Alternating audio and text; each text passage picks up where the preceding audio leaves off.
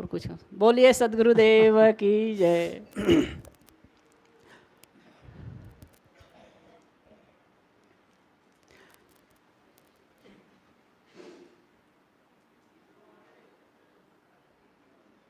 ग्राम कुंदनपुर में एक पवित्र कार्य के लिए पधारे हुए इलाहाबाद से पूज्य श्री साहिब जी और रश्मिबेन, पूज्य संत समाज, साधिकाएं, भाइयों एवं बहनों, जीवन में कोई भी काम हम करते हैं तो किसी उद्देश्य की पूर्ति के लिए करते हैं। चाहे वह खेती करना हो, व्यापार हो, नौकरी हो, उद्देश्य होता है धनार्जन। लेकिन आश्रम निर्माण का उद्देश्य धनार्जन नहीं होता है। कोई भी काम, यहाँ से लोग विदेश भी जाते हैं। क्यों जाते हैं?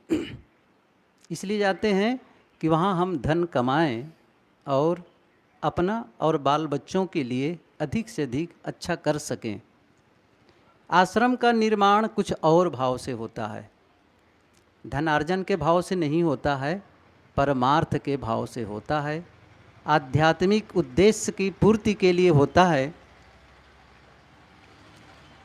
और आश्रम के विषय में जहाँ मुझे जानकारी मिली, सूचना मिली, विजया ने ये बात बताई कि कुंदनपुर में, जैसा कि विवेक जी ने कहा, सच है कि कुंदनपुर में गुरुदेव जी के साथ कई बार आया इस क्षेत्र में।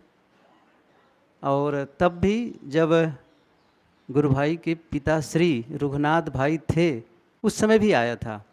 काफ़ी समय हो गया, तो आसपास के गांव में भी जाना होता था। तो गुरु भाई जी से तो बहुत पुराना परिचय है।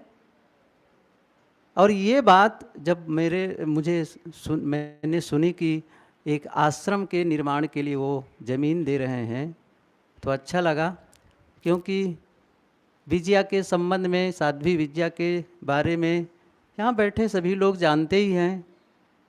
धर्मपुरी में आश्रम है और ऐसा संजोग कि उस आश्रम के खात मुहूर्त जैसा आज यहाँ का हुआ, उस समय भी मैं रहा, उद्घाटन के समय भी रहा गुरुदेव जी के साथ। और आप सभी जानते ही हैं कि उस आश्रम की शुरुआत हुई और उसके पश्चात आश्रम की गतिविधि कैसी है, वहाँ कितनी साधिकाएं रहती हैं, सत्संग होता है, ध्यान चिंतन होता है, साध्वियाँ साधना करती हैं। आसपास ही नहीं, दूर दराज के भक्त सज्जन, माता बहनें आकर के सत्संग लाभ लेते हैं, साधना का लाभ लेते हैं। ये वहाँ की गतिविधि है। और जहाँ इस प्रकार की गतिविधि हो और उन गतिविधियों को, उन विचारों को, सद्गुरु कबीर के विचारों को और विस्तार देने के लिए इस प्रकार यदि कोई कार्य करता है तो निश्चित रूप से वह पुण्य का भागी है। और यहाँ क्योंकि उस आश्रम में कई साधिकाएं रहती हैं, तो उन्हीं में से कुछ साधिकाएं जब यहाँ रह करके आश्रम जब बने और यहाँ रहने लगे, तो जिस प्रकार वहाँ की गतिविधि है वही गतिविधि यहाँ होगी। अर्थात एक सत्संग का माहौल बनेगा, साधना का माहौल बनेगा। देखिए, एक चीज़ मैं कहना चाहता हूँ, एक होता है मंदिर का निर्माण और एक होता है आश्रम का निर्माण। इस चीज़ को आप समझें। मंदिर का निर्माण में हम एक मूर्ति की स्थापना करते हैं, चाहे वो भगवान राम की हो, भगवान कृष्ण की हो, शिव की हो, या किसी अन्य देवी देवताओं की हो, हनुमान हो, दुर्गा हो। जैसे कि हम जिस मंदिर के आंगन में बैठे हैं, परिसर में बैठे हैं, जलाराम स्वामी जी की ये मंदिर है। तो इस मंदिर में जो निर्माण किया गया है, उसमें एक, यहाँ जितने लोग आते हैं, एक किसी कर्म कांड से जुड़ते हैं, किसी पूजा पद्धति से आरती वंदन करेंगे, पूजा करेंगे और जो भी मंत्रोच्चार है वो करेंगे। लेकिन आप ये जानेंगे कि आप अपनी ओर से जो भी करते हो, मूर्ति की ओर से कोई रिस्पांस नहीं है। आपकी भावना है और उसी भावना के आधार पर आपको लाभ होता है। लेकिन आश्रम का जहाँ निर्माण होता है, जहाँ पर संत होते हैं, जहाँ पर साध्वियाँ होती हैं, वहाँ कुछ और होता है, वहाँ कुछ और होता है। क्यों? आप जा कर के वहाँ कोई मन में बात आई, कोई तकलीफ़ है, कोई समस्या है, किसी के मन में कोई जिज्ञासा है, चाहे वह व्यवहारिक हो, चाहे वह पारमार्थिक हो, कोई भी जिज्ञासा, आप जा कर के संतों के पास उसका समाधान पा सकते हैं, साध्वियों के पास जा कर के समाधान पा सकते हैं। लेकिन आप किसी भी मंदिर में जा कर के ये समाधान नहीं मिलेगा। यदि कोई पुजारी वहाँ समझदार पढ़ा लिखा हो और यदि वो इन सब बातों की जानकारी रखता हो तो दे सकता है, लेकिन मूर्ति की ओर से ये नहीं होने वाला है।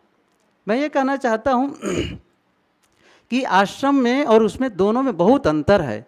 तो आश्रम की गतिविधि में बिल्कुल अलग है। आप जाएंगे, मैं ये भी इसलिए बता रहा हूँ कि कई आश्रमों में मैं इस प्रकार के मंदिरों में गया रहा। एक बहुत पुरानी बात है,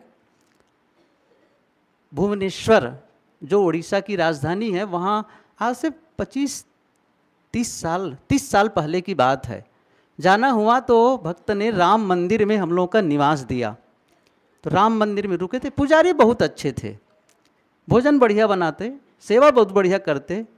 तो फिर एक दिन मंदिर के पीछे मैं ऐसे ही टहलते हुए चला गया। शाम का वक्त था, 3-4 और बैठे थे और क्या पी रहे थे? गांजा पी रहे थे। वो जो पीते हैं ना, तम्बाकू जो पीते हैं, क्या कहते हैं इधर? चीलम, गांजा ही कहते होंगे। तो वो पी रहे थे। मैंने कहा क्या कर रहे हैं आप लोग? भगवान राम की मंदिर में आप पीछे क्या कर रहे हैं? मैंने कहा अब मैं क्या बताना चाहता हूँ, भगवान राम की मूर्ति है, लेकिन पुजारी को भी, वहाँ आने वाले भक्तों को भी ये रोक नहीं पाए कि आप यहाँ गांजा क्यों पीते हैं। लेकिन आप किसी आश्रम में आकर के ऐसा कुछ करें, आप यदि पड़की भी खा देंगे तो रोक देंगे। क्या लगता है आप लोगों को? रोका जाएगा? नहीं, ऐसा मत करो। अच्छा, रोका क्यों जाएगा? आप सभी समझते हैं, वर्जन गलत है ये। आप कोई शब्द गलत बोलेंगे, रोका जाएगा। कई जगह मंदिरों में इस प्रकार से चर्चाएं होती हैं, लड़ाई झगड़ा, बहुत कुछ होने लग जाता है। आश्रम का उद्देश्य ही अलग होता है। इसलिए आश्रम का निर्माण होना और वहाँ जो सत्संग का माहौल बने, साधना का माहौल बने, और इससे क्या होगा, आसपास के लोगों को जो दूर नहीं जा सकते उनको भी यहाँ आकर के लाभ मिलेगा। क्योंकि सभी लोगों के मन में तो होता है कि हम अच्छी चर्चा सुने, सत्संग लाभ लें, साधना का लाभ लें, ध्यान का लाभ लें, लेकिन जा नहीं पाते हैं। अपने परिवार को छोड़ के नहीं जा पाते हैं, घर को छोड़ के नहीं जा पाते हैं। और जब नज़दीक में इस प्रकार के आश्रम बन जाता है, वहाँ जाना सरल, सुबह गए, दिन भर रहे, शाम को लौट आए, तो दोनों काम हो गया। इसलिए इस प्रकार के आश्रम का विस्तार और सचमुच आश्रम का बनना भी सरल तो है, बना भी लेंगे, लेकिन असली बात है वहाँ एक माहौल बनना जहाँ पर आध्यात्मिक क्रियाकलाप हो, साधना का काम हो। और इस आशा से कि पूर्व में जहाँ आश्रम है इस समय और वहाँ का माहौल है, और उसी भरोसे से मैं समझता हूँ गुरु भाई ने ये देखा होगा और भी लोगों ने उनको सलाह दी होगी कि वहाँ की गतिविधि को देखो, वहाँ किस प्रकार से संत आते हैं, गुरुजन आते हैं, और कई बार साल में कई बार सत्संग होता है। यदि उसी प्रकार के माहौल यहाँ भी बन जाए तो यहाँ भी हम लोगों